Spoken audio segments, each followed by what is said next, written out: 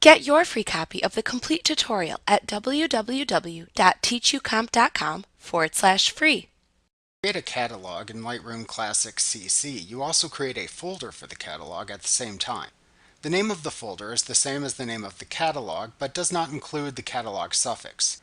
Catalog files use the lrcat file extension. To create a new catalog, select File, New Catalog from the menu bar. The Create Folder with New Catalog dialog box then appears. Enter the name and the location to which you want to store the new catalog folder. When finished, click the Create button to close the dialog box and create the new catalog.